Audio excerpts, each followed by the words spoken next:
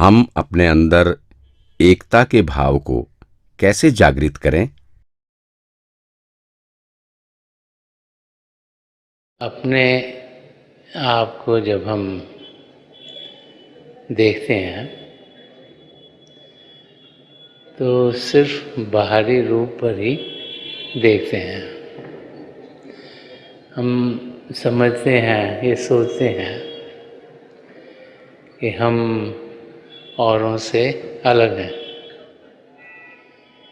शक्ल हमारी अलग अलग है। तो जब औरों से मिलते हैं तो लगता है कि वो और हैं और हम उनसे डिफरेंट हैं। तो एकता भाव इंसान के अंदर तब जागृत होता है जब उसको ये अनुभव हो जाता है कि वो औरों से अलग नहीं, सबसे जुड़ा हुआ है।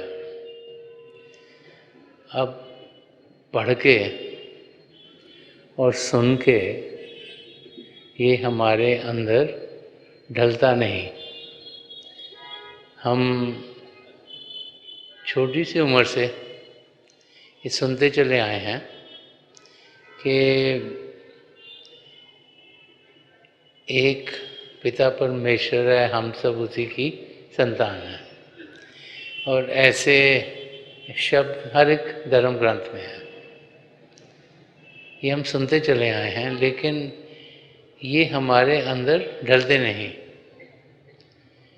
क्योंकि हम जब ज़िंदगी जीते हैं तो इस दुनिया जिसमें हम जी रहे हैं उसमें हम सब अपने आप को औरों से अलग देखते हैं। बाहरी रूप से, बोलने के तरीके, क्या हमारी समझ है, सोच विचार हैं, ये सब के अलग अलग हैं। हर एक ही चीज़ पे पॉइंट्स ऑफ व्यू भी अलग के डिफरेंट डिफरेंट हैं। तो इंसान जब पैदा होता है तो वो सोचना शुरू कर देता है मैं सबसे अलग हूँ। और स्पेशली आजकल के समय में, जबकि दुनिया में कंपटीशन बहुत है, एक नौकरी होती है, हज़ारों लोग ढूंढ रहे हैं, तो अपने आप को औरों से बेहतर करना या समझना, ये हम सबके अंदर धंस गया है। तो हम यही सोचते हैं कि हम औरों से अलग हैं। जब तक हमें अंदर से कोई अनुभव नहीं होगा कि हम सबसे अलग नहीं, हम सब एक ही हैं, तब तक एकता के भाव हमारे अंदर जागृत नहीं होंगे। तो अपने आप को अपने अंदर वो अनुभव दिलवाना कि हम सब एक हैं, हम किसी से अलग नहीं, वो ज़िंदगी में तब आता है जबकि हम अपनी ओर को ध्यान देंगे। इस समय हमारा ध्यान मन इंद्रियों के ज़रिए बाहर की दुनिया में जा रहा है, और जितना ज़्यादा ध्यान बाहर की ओर हम करते हैं उतना ही हम औरों को अपने से अलग पाते हैं। तो हमें ध्यान अंदर की ओर करना है, और इसीलिए मेडिटेशन करना, भजन अभ्यास करना, इस पर जोर दिया जाता है कि ये वो तरीका है जिसके ज़रिए जो असलियत है, जो हमारे भीतर है, उससे हम जुड़ पाते हैं। ये वो तरीका है जिसके ज़रिए जो हम सही मायने में हैं उसका अनुभव हम कर पाते हैं। और जब अपने अंदर हम प्रभु की ज्योति के दर्शन करते हैं, प्रभु की ध्वनि को सुनते हैं, जो कि दो जाति रूप हैं पिता परमेश्वर के, तो फिर हमें ये अनुभव होता है कि हम प्रभु के साथ जुड़ सकते हैं, वो हमारे भीतर हैं। और जब वो अनुभव होता है उसके बाद ये रियलाइजेशन होती है कि अगर प्रभु हमारे अंदर है, हमसे जुड़ रहे हैं, तो औरों के भी अंदर हैं। और जो हमारा कनेक्शन पिता परमेश्वर के साथ है वो ही हमारा कनेक्शन सबके साथ भी है।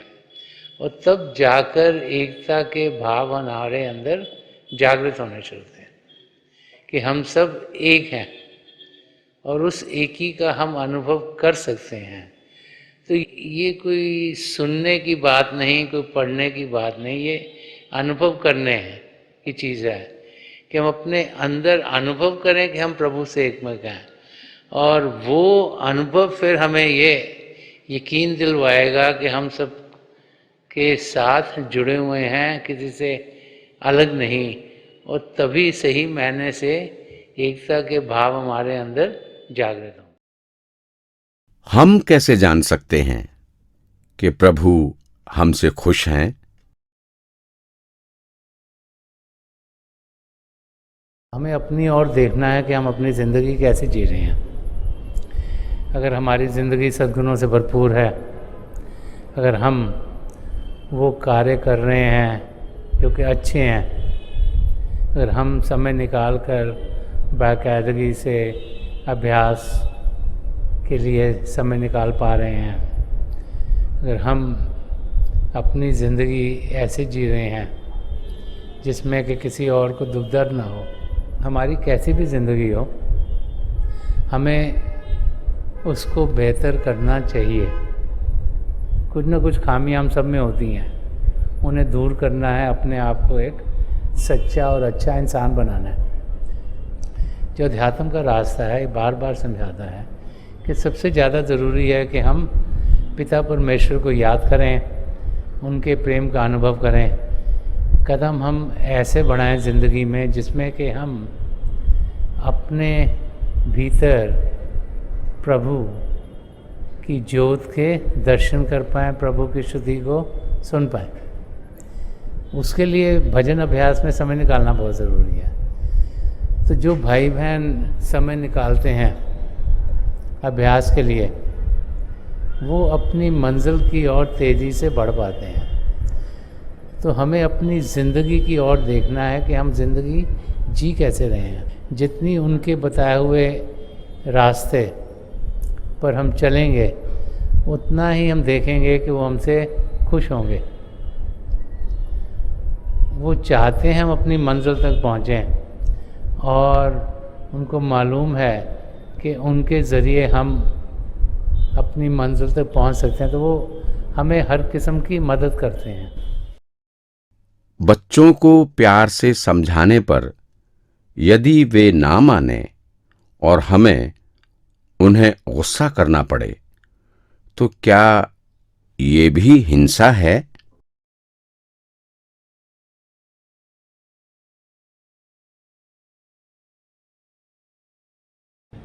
जितने भी पेरेंट्स हैं, उनको जब बच्चों से डील करना पड़ता है तो उनकी ज़िंदगी में हलचल बढ़ जाती है।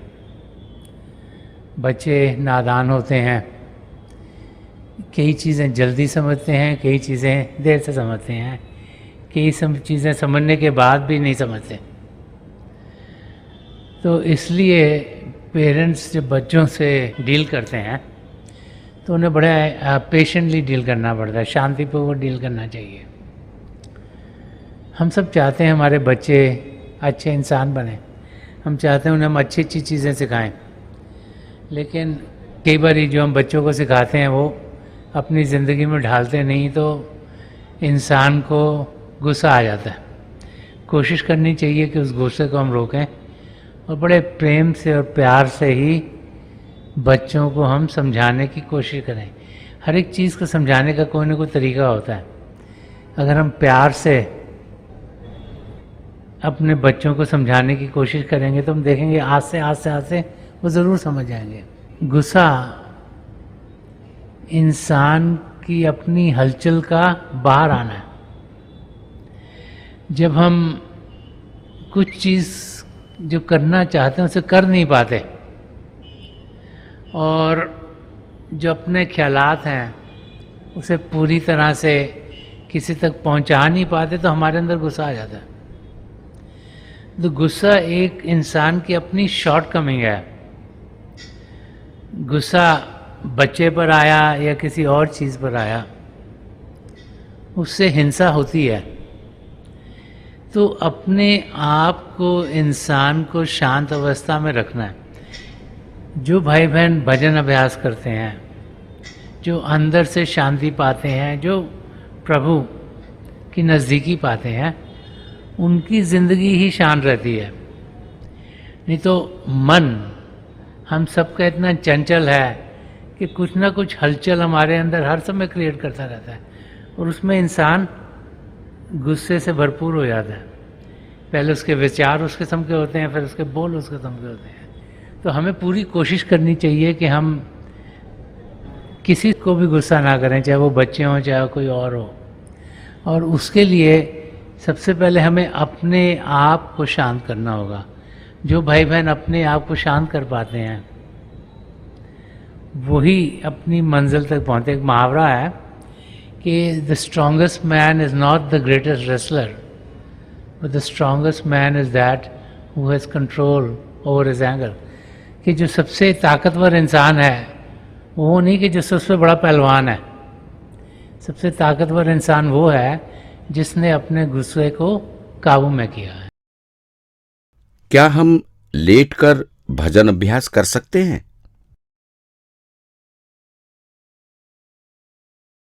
लेटकर हम भजन अभ्यास कर सकते हैं।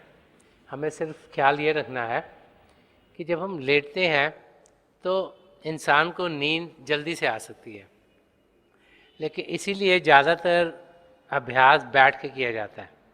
लेकिन अगर हम बीमार हैं, अगर हम बैठ नहीं पा रहे, अगर हमें कोई तकलीफ़ है, तो हम लेट कर भी अभ्यास कर सकते हैं। क्योंकि जो सन्मत का रास्ता है ये प्योरली स्पिरिचुअल, सिर्फ रूहानी रास्ता है।